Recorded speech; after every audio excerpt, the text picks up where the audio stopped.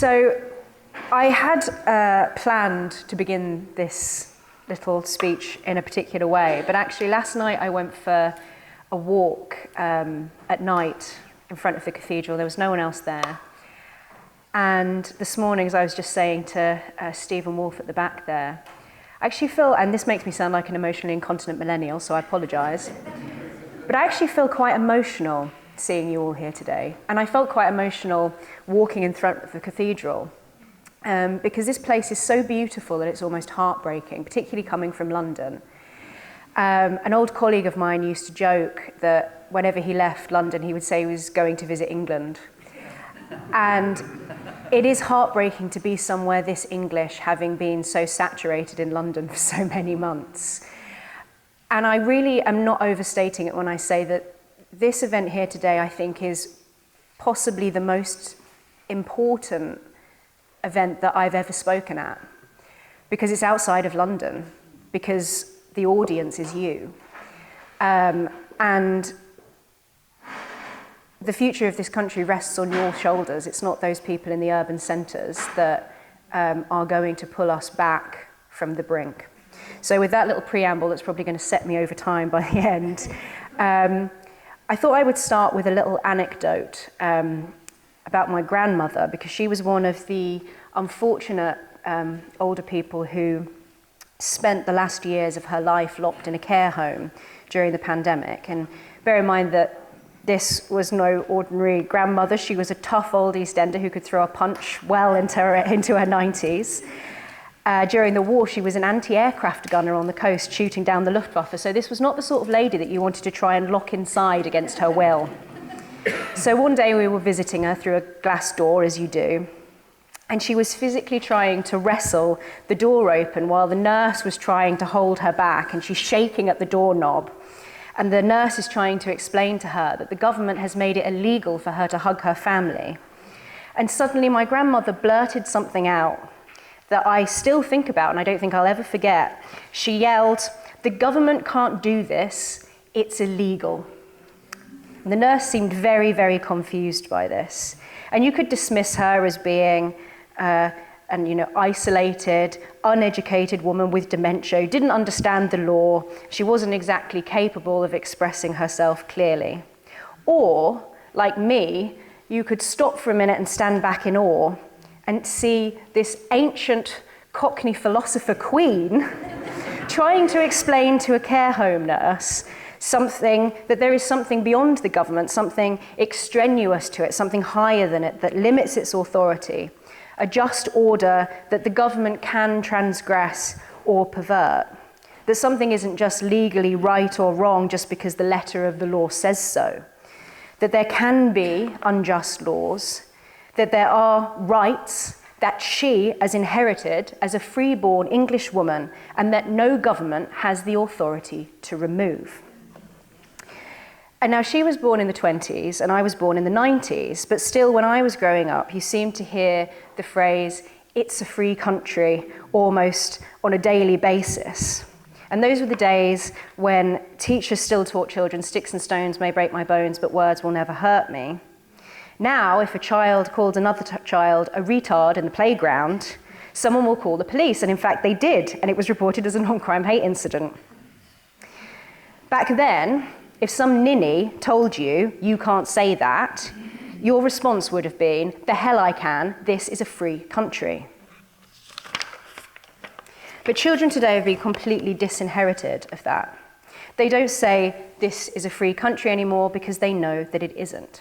So when J.D. Vance called out Keir Starmer on the sorry state of free speech in the UK, in his Weasley way, Starmer responded, "We've had free speech for a long time." Well, sure, Starmer, we've had it, but only somebody delusional or a liar could go on to say, as he did, that we will continue to have free speech for a long time. We only have to look at the state of things. And I'll give a brief sketch. I'll make it briefer than I planned because I'm very sure, even from just speaking to a couple of you, that you're very well aware of how bad the situation is. So far this year, we've seen the police knocking at a grandmother's door because she complained about a Labour councillor and called for his resignation. And she was reported to Greater Manchester Police, it seems, by the councillor's partner, a Labour councillor, of course. We've seen a jury acquitting an ex-Marine who'd been charged over a completely non-violent video that he'd posted after the Southport attack. Luckily, he was acquitted by a jury of his peers, but he too had been reported by a Labour member of the Welsh Senedd. We've seen Labour MP Mark Amesbury beat up a constituent and get off with a suspended sentence, while the wife of a Tory councillor is serving 2.5 years for an admittedly pretty unsavoury tweet that she deleted and apologised for. We've seen Severn and Trent Water sacked for Severn and Trent Water sack a man for describing Hamas as a group of violent and disgusting terrorists, which they are.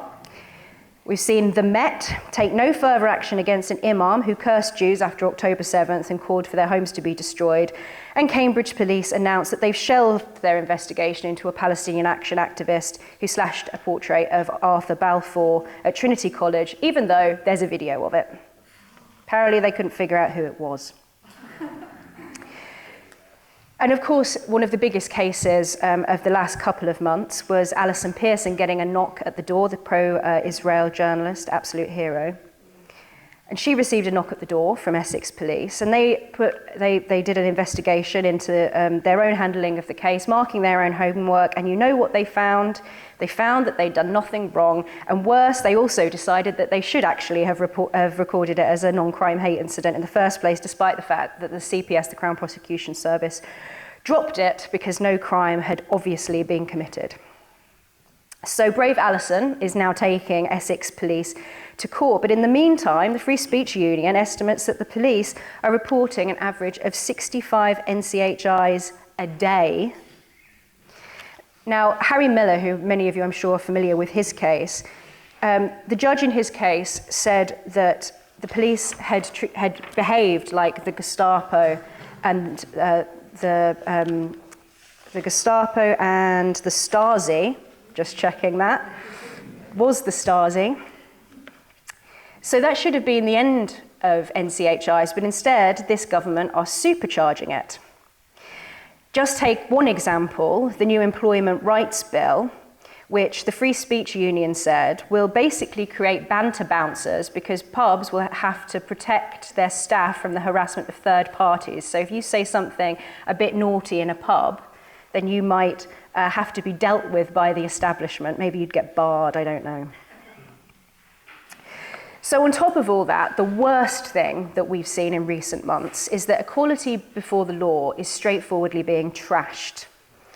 The new sentencing guidelines from the Sentencing Council effectively makes it so that those from religious, cultural and ethnic minority backgrounds would be given lighter sentences. And the Equality and Human Rights Commission chair, Baroness Faulkner, said that this was discriminatory. Robert Jenrick is fighting it tooth and nail, but it's still about to come in.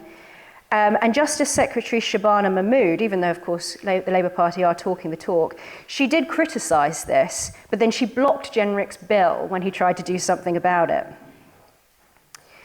We've also seen, just yesterday, the National Police Chiefs Council, it was reported on GB News, have published an anti-racism commitment which aims to, and this is a quote, end racial disparities in outcomes. So that's about the number of people from certain ethnic backgrounds who are arrested. It's not about what crimes people have actually committed. I mean, it's Soviet. There's no other way to describe it. We've also seen the British Antarctic Survey telling its scientists that meritocracy is praising meritocracy is a racist microaggression. So equality itself now is being considered problematic. And tolerance too has been twisted into a two-tier system. We've seen that diversity and inclusion are being used as pretext to erase all things British and particularly English and Christian. We've just seen a school in Hampshire cancel its Easter celebrations out of, quote, respect for diversity, instead of teaching newcomers that they should, or intolerant minorities, that they should tolerate the traditions, culture and religion of this land. The tolerance solution is apparently just to cancel Christianity. So our Christian heritage is being eclipsed, and we're not supposed to be upset that the king, who's supposed to be defender of the faith, has been tweeting about Ramadan instead of Lent.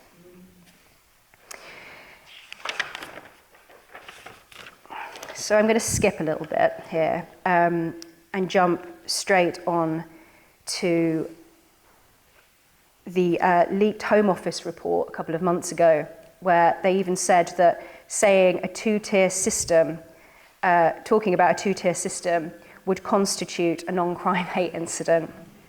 So really you can't say anything about any of this. It's a system that not only shows preference for people from elsewhere before the people who are already here, it's a system that takes the side of the bully.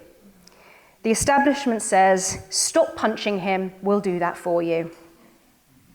Just take the example of the man who burned a Quran outside of the Turkish embassy back in February. He was attacked by a passerby who just happened to be carrying a knife, and the police arrested them both.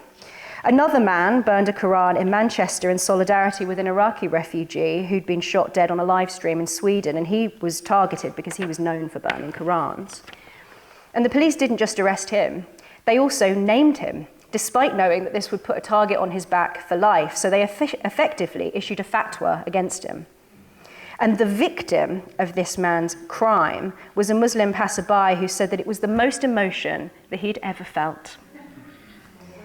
And rather than saying that those feelings are unreasonable or legally irrelevant, as any sane country would do, the judge said, and this is a quote, "This is a tolerant country, but we do not tolerate this behaviour." In effect, the Quran is being afforded sacred status in British courts, all while Christians are being arrested for praying in their own heads. And this will only be bolstered by Angela Rayner setting up this new kangaroo commission to define Islamophobia, chaired by none other than Dominic Grieve, the KC who wrote the foreword to the all-party parliamentary group that provided the definition of Islamophobia that has been roundly denounced as a backdoor blasphemy law, which would effectively give special privileges to the Islamic religion. So the reason why I've sketched this grim picture is because Brits, particularly outside of the cities, feel that there is a python slowly crushing the life out of us. We feel like we're being tied up and forced to watch our country, culture, religion, traditions, and liberties being auctioned off, all while being trapped in what feels like an abusive relationship with an establishment that gaslights, denigrates, and exploits us. We are being violated. So we've come a long, long way since this is a free country, in just the short time, relatively speaking, that I've been alive. And this is precisely why the Magna Carta is so relevant. Because for 800 years, whenever the python tightens its grip that little bit too tight, whenever we feel our rights or inheritance are being extinguished, whenever we feel that we are being most egregiously trespassed upon, we invoke the Magna Carta. It was especially ubiquitous during Brexit. If you remember, Tim Martin, the boss of Wetherspoon, said that Brexit is the new Magna Carta. It was also ubiquitous during the pandemic. If you remember, I know everyone's got a short memory for the pandemic, but business owners tried citing the Magna Carta in order to defend their rights. There was a tattoo parlour in Bristol, a bookshop in Nottinghamshire, a hair salon in Bradford. They all tried to override unjust laws by citing the Magna Carta. The hair salon even put up a sign in its window citing Article 61 of the Magna Carta and declaring that the Magna Carta allowed them to opt out of the rules because they did not consent. It didn't work, of course, because they got a £20,000 fine. It was prevalent enough during that time that the BBC, of course the BBC, put out an article with the headline, hiss, put out an article, "Why Magna Carta Won't Exempt You from the Rules," a public service broadcast. And it's the BBC, so obviously they branded it as a pseudo-law movement. And this is a quote from the article. "In addition to Article 61, this includes bizarre-sounding and legally invalid concepts like freedom on the land and sovereign citizens." The BBC said that these arguments were irrelevant and obsolete, and that the Magna Carta was being used by the extreme right and anti-establishment circles, held up as the one true law and seen as a justification for rebellion against legal and political elites. Legally, sure, it might be obsolete, but is it really irrelevant? Magna Carta has such a profound hold over the English imagination. It's far, far, far from obsolete. It summons this idea of the immemorial ancient constitution, a thread that runs through our chests, each and every one of us, back for almost 1,000 years, something prior to the law, something by which authority is measured. Certain historians in the BBC may be perplexed by how Magna Carta can come to have such a hold over your average Joe. Why it lives, as Gen Z say, rent-free in our heads. They'll ask how it could serve as a symbol of resistance for the common man when it's clearly an elitist document that was only ever intended to serve the interests of a small group of barons, etc., etc. And yet it's so much more than a symbol.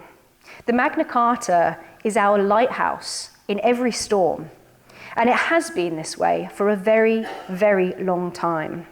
Tim Martin, the tattooist, the hairdresser, were walking in the illustrious footsteps of ancestors that they had probably never even heard of, because most of us haven't, because our education is so poor.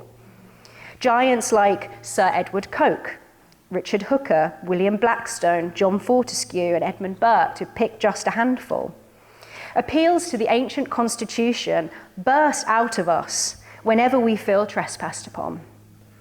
As it did during the fight for Brexit and the pandemic, so it did also in the 16th century in response to the threat of absolute monarchy, or in the 18th century in response to the revolution in France. Despite being bludgeoned for decades, somehow the ancient constitution still has this powerful hold on us in times of crisis, like now. Somehow, the common law mind, as it came to be known in academic literature, persists in people like my grandmother and people like you 800 years since the Magna Carta was signed. Its guardians are not the elite, but the working class. And that, I think, is a kind of miracle. And it's all the more magical because the people who guard it are unaware, for the most part, of its intellectual and historical lineage. It's there in us, not dissimilar from the way that we carry our genetics about with us, even though we don't know the names of all of our ancestors.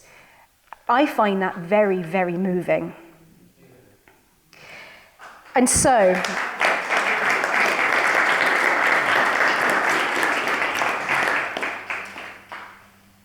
in that back road, through that sad glass door of the care home in 2020, my grandmother was transfigured into a Cockney Fortescue. Fortescue was a 15th century jurist and Chief Justice who wrote a book that I think absolutely everybody in this country should read, and it should be on the national curriculum, in praise of the laws of England in 1453. And though almost no one today has heard of him, he articulated the idea that unlike the absolute monarchy in France, the English possessed a mixed constitution.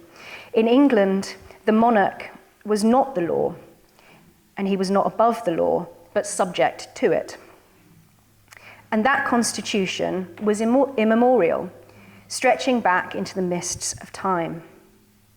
100 years later, when the influential Anglican theologian Richard Hooker was waging his own intellectual war on the authoritarianism of the Puritans, in his time the actual Puritans, he echoed the same idea when he said, and this is a quote, "Happy are that people whose law is their king in the greatest things, than whose king is himself is the law." So it's hard to read his ordering of words. Thought I would be inspired by the medieval hall, but clearly not. Hooker's contemporary, Sir Edward Coke, epitomizes the common law imagination.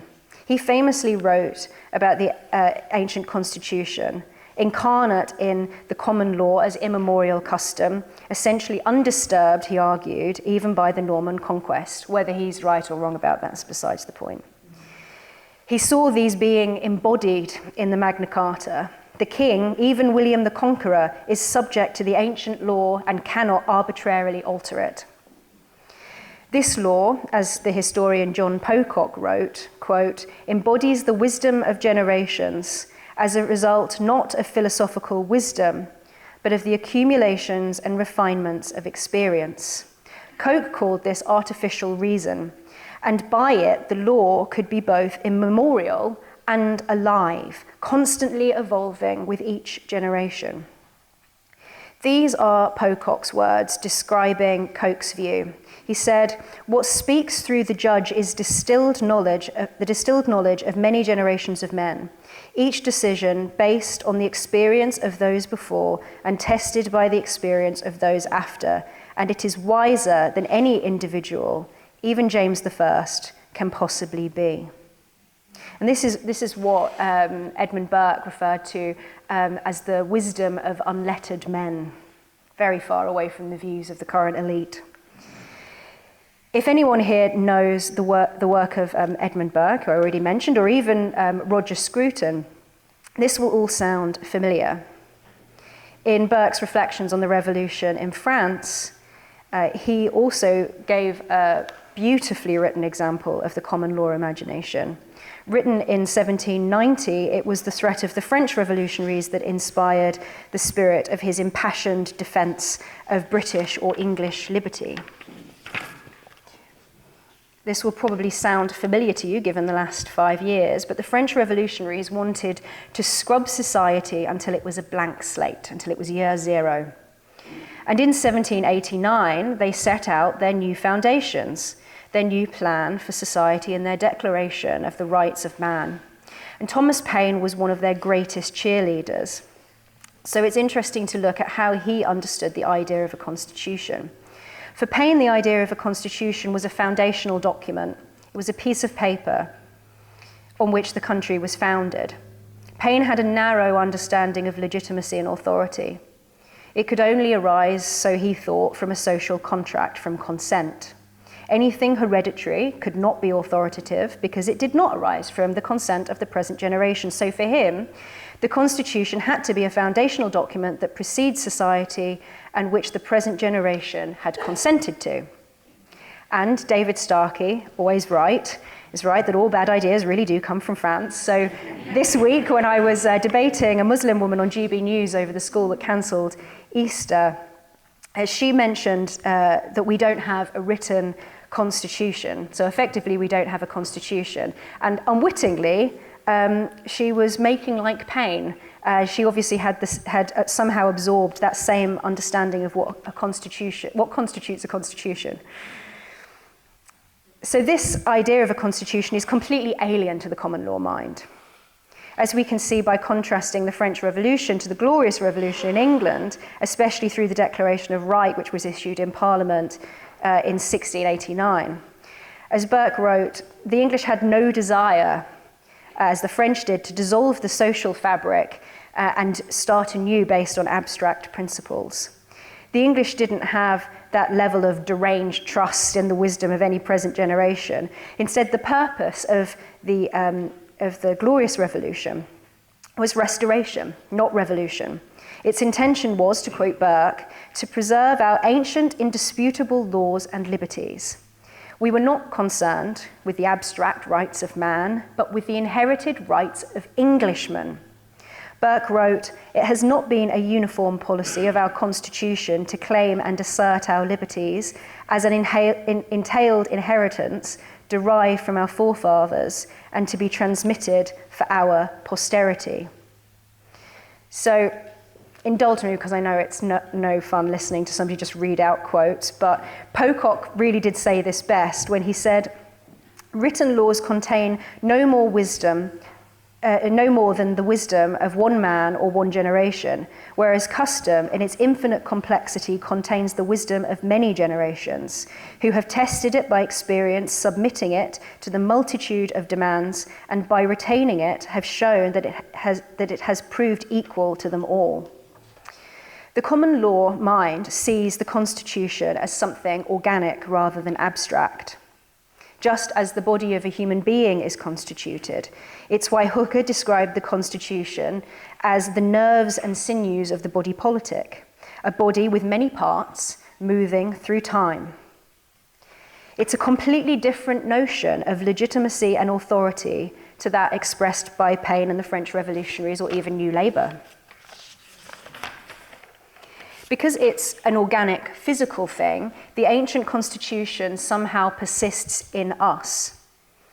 For how much longer, I don't know, but the UK population is set to grow by 5 million in the next 10 years, entirely as the result of mass migration. The white British population, according to one estimate, will be a minority by 2070. If we were a multiracial society which encouraged cultural integration, this wouldn't be an issue, but we're not. We're a multicultural society of parallel monocultures, some of which are actively hostile to English culture, and we have an elite that is actively demoting English culture, if not actively trying to erase it in the name of diversity. Culture is a delicate, fragile thing. It's like the chemical composition of the soil, and if you mess with it, you can't expect that liberty will flower again on this island. So monumental are these demographic and cultural shifts that I don't know whether that organic body can continue walking through time as it has done for the next 1,000 years. We're told that we're not supposed to care about this. We're told that we should be laissez-faire about it. But which other culture would be expected to do something so unnatural as to just roll over and die? Are we supposed to accept that our days are just simply numbered, and that 800 years or more of that mystical English liberty, our inheritance, are coming to an end? I can't accept that this is the twilight of England. When I walked out last night in front of that cathedral, you can hear I'm emotional. I cannot accept the death of England. I can't. And none of us should.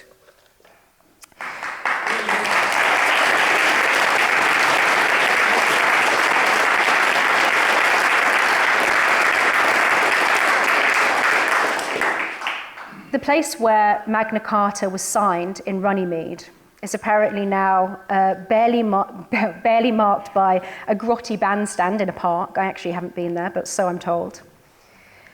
But somehow the idea of the Magna Carta, regardless, still has a powerful and intoxicating hold on us 800 years later. An idea of liberty unlike that of the French, which sees freedom as something, as throwing off every tie that binds us. For us, freedom is an idea of liberty that does bind us, that depends upon those ties, that makes us a people immemorially constituted, rooted in a place, in our place, like Salisbury. And through it, even though if it's only in our imaginations, we walk through time as one ancient collective body. It's a spirit that somehow seems to descend on us, bursts out of us whenever that python squeezes us that little bit tighter.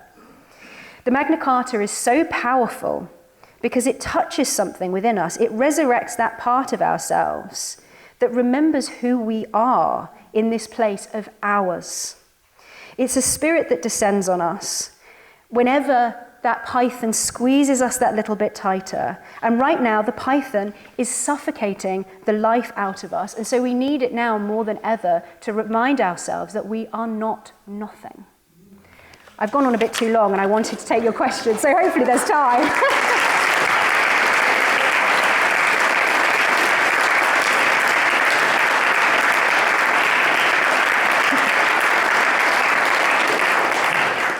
Is there time? Because the questions are the most important bit. There's plenty of time. So.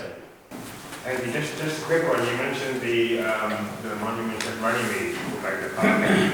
I haven't been for a while, but I have been several times, and it's worth going to. It's difficult to get to, which makes the journey all the more worthwhile. But far from being grotty, it was financed, and is still financed by the American Bar Association, which I think is very telling that the Americans appreciate the origins of this part of the law as much, if not more, than we do. Thank you.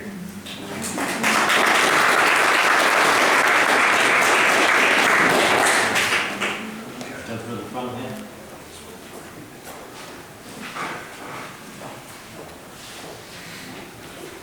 Now I'll have to go on a bit of a pilgrimage, I think, to go and see it for myself. I still haven't seen the Magna Carta. One day, maybe today. We're in your list of Coke, Fortescue, Booker, Burke and Pocock.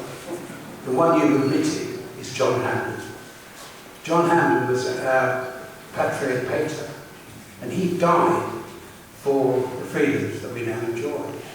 And he's missing from the list, which is slightly odd. There are a lot of people missing from my list. I could have a sort of monumental roster. You know, if you remember, was it Ed Miliband carved his points in stone of all of the common law thinkers? No, there are lots of people. What significance do you see in John Hammond?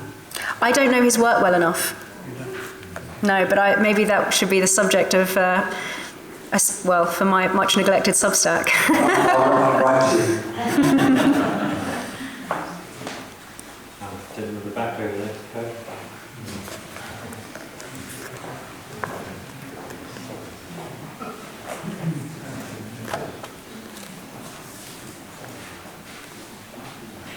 Thank you very much for that. I think we can all feel the emotions that you are feeling, and particularly from the same millennial generation. I thank you very much for that. Thank you also for just taking us back to the time of 2020, and we all remember when the freedoms which we took for granted were suddenly within the space of a day taken away. And I remember very much a time when there was a very feverish division in society with people were being forced to turn on each other if you didn't obey the rules. It was a very scary time. But I just want to ask a question with regards to the party that imposed those rules, which was the Conservative Party, the party which is responsible for opening the borders, of which you mentioned as well, not only them but the Labour Party, of course, we know. And that they are effectively and have been condemned for their actions and their deceit of the British people. And also, in addition, maybe a new Magna Carta for Charles III. Well, I'm not entirely convinced that he would be on board with a lot of the things that I'm saying, but I think, to answer both questions sort of tied into one about the Magna Carta at Runnymede, that's one thing I didn't mention, which is that we have given one of the greatest gifts to the free world in our idea of liberty. And obviously the Americans have a slightly mixed understanding of freedom because they have a little bit of French revolutionary influence there too. But it isn't the English, it isn't the big C conservatives in this country that are holding up and acting as the custodians of that inheritance. And in fact, you'll know as well as I do, and anybody in the audience who is maybe between the ages of 25 and 40, when I was at school, this way of thinking was not transmitted to me whatsoever. I think in these patterns and have inherited this feeling entirely from my family. This is not something, if anything, the educational system tried to eviscerate it as much as possible.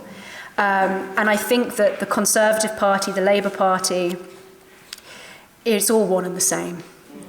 And the people of this country have been thoroughly betrayed. And it's why I do get emotional when I come to places like Salisbury, because I think by the time I have children and they're my age, what England will be left? Because people are not infinitely fungible. There's a kind of quality to the governments, whether it's Labour or Conservative, love to talk about communities. But it's only in the abstract sense. There's no real understanding of the fact that there is something, qualitatively meaningful about a people and their culture, and particularly about the English. and about what the English have accomplished and what we've given the world. And I think that's what's being betrayed, that we cannot sustain that without having the people to sustain it. And so when I come to somewhere like Salisbury and I see this magnificent cathedral, and I just stood there last night completely alone in the dark with the cathedral lit up, thinking, our ancestors built this to the glory of God. It's unthinkable. We have become so debased, and it's on us to do something about it. And I know that that's hard because we have been betrayed and we've got no one to represent us. But we can't just roll over and die. Like I said, we just can't.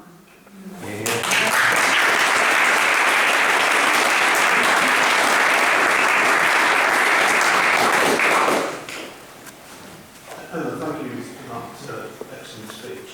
I can't help think that there's 140 people-ish in this room, but the wider audience is where we need to get to. I think of the BBC. I think you're in the media. How can it be arranged that there's some sort of commissioning of a programme, series of programmes to promote this sort of thinking on mainstream media? Well, I think the people that we want to reach are not watching the BBC. This is the first regional conference run by NCF locals. And I think that events like this are so much more meaningful than any mainstream media platform, particularly because, you know, the mainstream media as a platform is losing so much territory to the online sphere. NCF has pioneered through its YouTube channel, the new media. Those things have a place as a tool, but nothing can beat being together in person and being together in person outside of the cities. And like you say, over 100 people here today. This is the first conference. It's completely sold out. There are people standing at the back. You know, this is a first step, but what a first step it is. And if NCF locals can host events like this all across the country, bringing people together, introducing people to each other, re-knitting that social fabric that has been sort of slowly torn apart and dismantled over the last 50 odd, 70 years. I mean, I think that will go much, much further than, you know, just simply getting the message out on various different media platforms. It has a place, and it's important and worthwhile to do, and we need people who go on and, you know, take up that mantle and make those arguments and have those debates. But there's nothing that can possibly beat recreating a community of people who are concerned about these things and who want to do something about it. Because I think people underestimate what they can achieve together and as individuals. It's actually because for so long people have been made to feel that they are insignificant, that they don't matter, that they can't achieve anything, which is why I say I think this is possibly the most important event I've ever spoken at, is because it's in places like this where so much can be achieved. And so I think actually, rather than going on the television and debating, as good as that is, if every person in this room sets about organising and just won't quit, imagine what that could do. I mean, I always say it would take us a very, very long way towards fixing the situation if everybody in the country would just start regularly going to the pub and to church.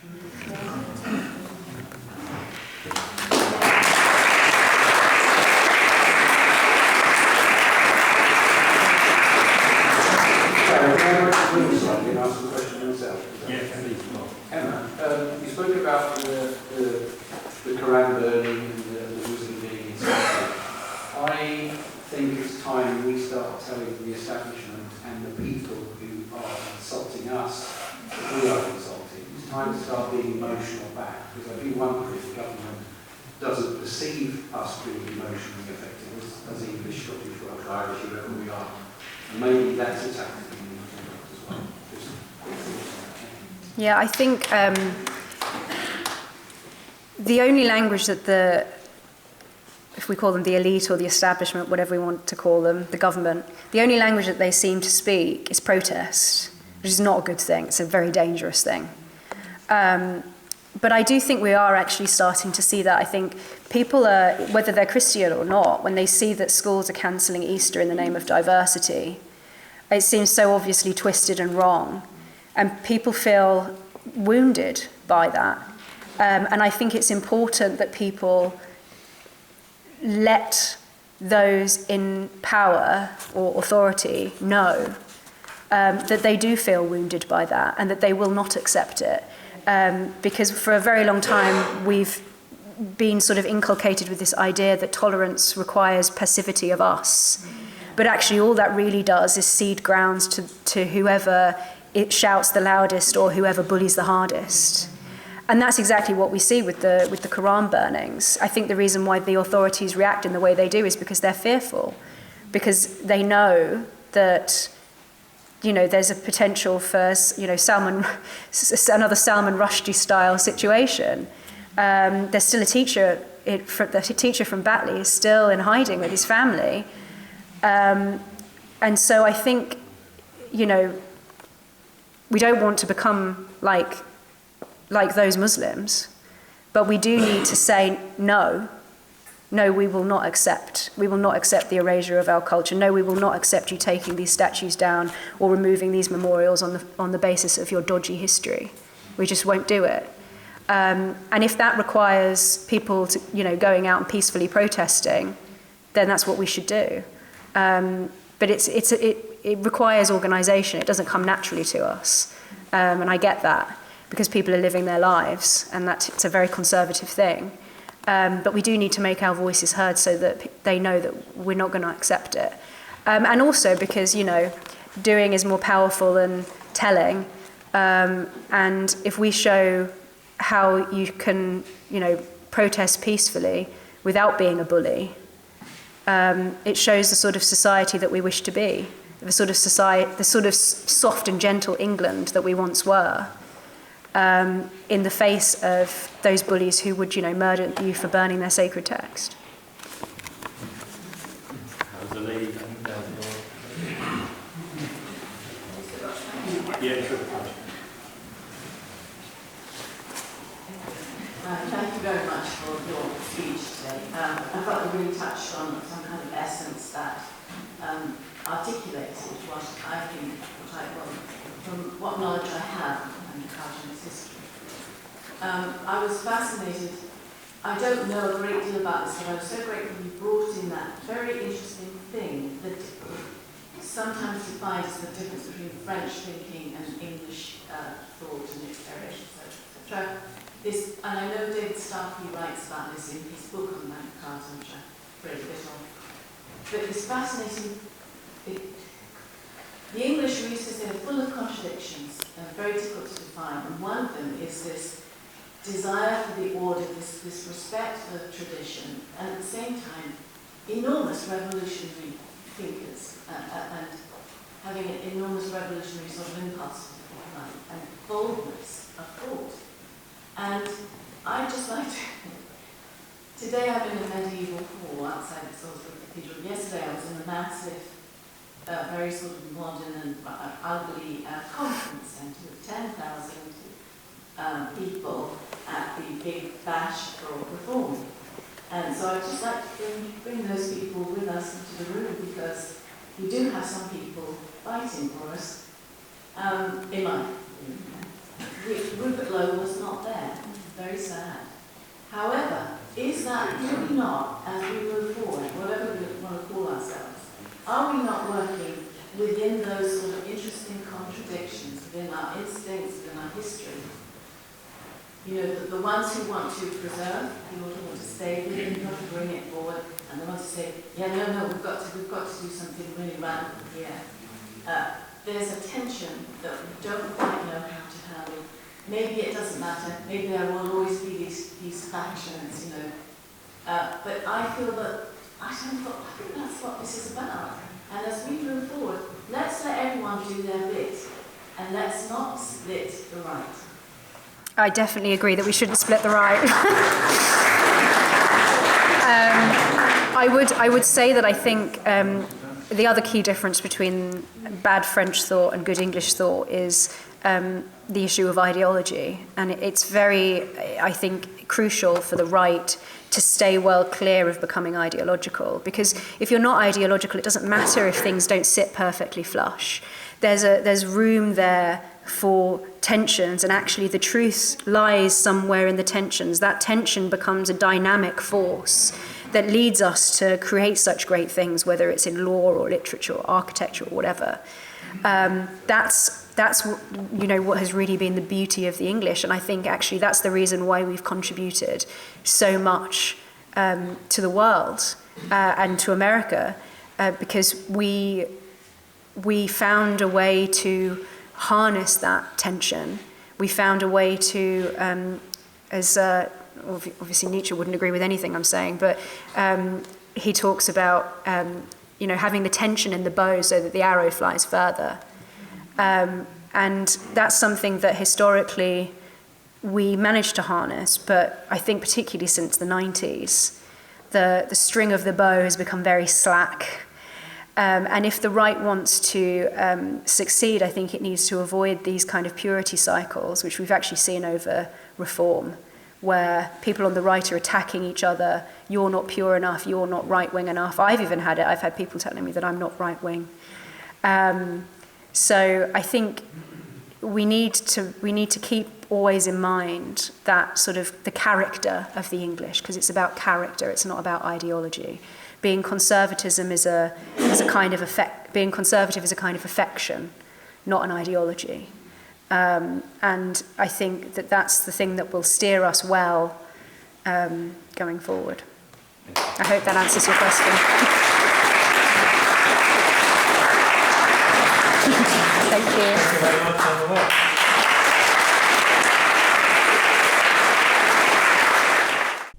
Our mission at the New Culture Forum is and always has been to defend and celebrate Britain's history, culture, and its people, and indeed Western civilization, at a time when both are under sustained attack. We have grown from small beginnings to become the country's most influential right-leaning cultural think tank. Our content is watched and read by some of Britain's most influential political figures. But now, we need your help. If you believe in what we do, then please do become a member. For as little as £4 a month, you can make a vital contribution to what we do. As a member of the NCF family, you will help ensure that we can continue to produce quality content online, such as our 3 weekly programmes, Whittle, which is our flagship interview show, Newspeak, our panel discussion show, and Deprogrammed, which is targeted at Britain's youth. As you probably know, in addition, we produce important documentaries, such as our critically acclaimed 6-part series, The West, a stunning celebration of the history and genius of Western civilization. And our ongoing documentary series, Heresies, with hard-hitting episodes tackling subjects such as immigration, gender ideology, and BBC bias. But the New Culture Forum is much more than a YouTube channel. We don't just complain about Britain as it is, we provide real solutions and clear policies on how we can push back against the madness and restore sanity to this nation. Our presenters are now highly sought after and have become familiar faces across the media. Our prestigious annual Smith Lecture and our regional and indeed national conferences have attracted world-class speakers. Perhaps most importantly, we are the only organisation on the right of politics that has launched a national movement without actually being a political party. And uniquely, through our NCF Locals programme, we've established some 30 active branches in towns and cities right across the nation, from Edinburgh to Exeter, and with many more on the way. We're very proud of what we've achieved, and our members have made it possible. In return, our members receive access to exclusive content, invitations to private events, free or discounted tickets to our conferences and lectures, free copies of our books, and much more. I very much hope that you'll join us too by clicking the link in the description or going to our website, newcultureforum.org.uk. Now is the time that we need your help. Thank you.